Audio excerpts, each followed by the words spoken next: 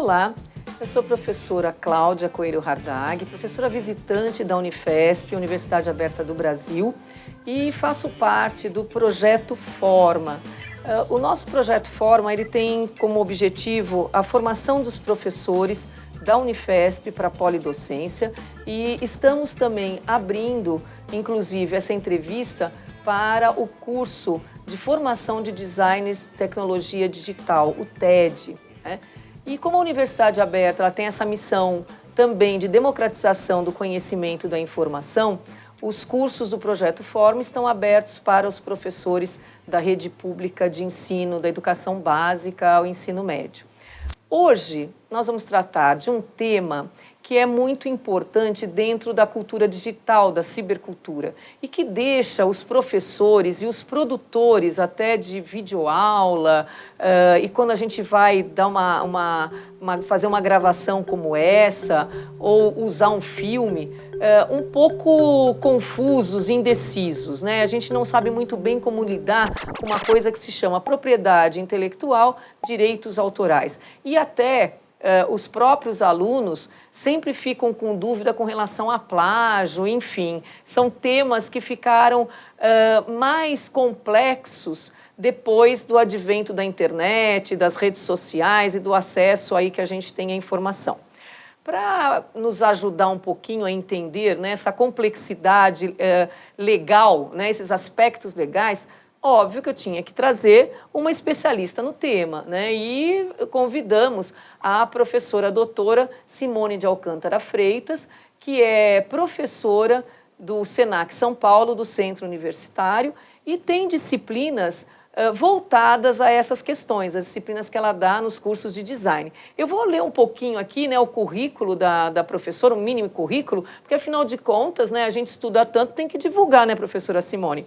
Então, a professora, ela é doutora em multimeios pela Unicamp, fez uma pós-graduação também em arqueologia, veja que a professora é interdisciplinar, né? A professora é especialista em propriedade intelectual pela Universidade de Alicante, Espanha, e mestre em comunicação pela Universidade Paulista.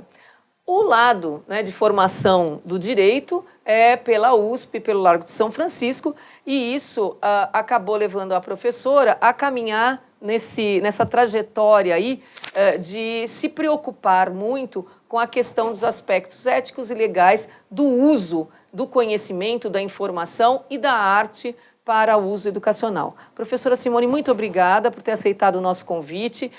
A professora veio nos informar e tentar esclarecer algumas dúvidas. Nós vamos trazer, inclusive, perguntas de alunos, né, que sabem da gravação e ficaram entusiasmados e fizeram perguntas. E muito bem-vinda aos nossos estúdios. Eu agradeço à Universidade Aberta, na pessoa da professora Cláudia, e podemos conversar um tanto que for possível sobre esse assunto. Olha, como o assunto é longo, né, é um pouco extenso, nós vamos fazer uma divisão em blocos, tá, professora? Para não ficar tão cansativo. E agora, essa primeira parte da nossa entrevista, nós vamos fazer pergunta voltada mesmo a essa questão da propriedade intelectual, que é uma questão que já começa por aí, né? O que seria essa propriedade intelectual? As pessoas confundem um pouco, né, o produto tangível com o intangível, que é o conhecimento, a informação. Então, essa propriedade intelectual, ela não é uma coisa tão simples assim, né? Não dá para a gente colocar tudo no mesmo balaio, né? Você poderia nos explicar um pouquinho essas diferenças? Pensando nisso como um campo, a propriedade intelectual ela abrange tanto a propriedade industrial, marcas, desenho industrial, patentes, né, denominação geográfica, quanto direitos autorais, que é mais aqui o nosso campo, na medida em que ele vai falar da proteção sobre as criações artísticas, literárias e científicas. Então, assim, propriedade intelectual é a partir de uma ideia inicial, de algo que o seu intelecto é capaz de produzir e que depois ele vai se apresentar de algum modo. De um livro, uma escultura, um quadro, um software. Então, tudo isso é protegido pelos direitos autorais. Então, não é só uma ideia, né? É mais que isso, né? Há um trabalho, né, que esse autor faz e aquilo vai resultar no final, em algum material ou em algum produto, mas é que quando a gente fala produto é até inapropriado, porque pode já confundir com um produto qualquer, que já é objeto de proteção de outra coisa. Isso não está diretamente ligado à questão de ser uma coisa inédita, né? O ineditismo.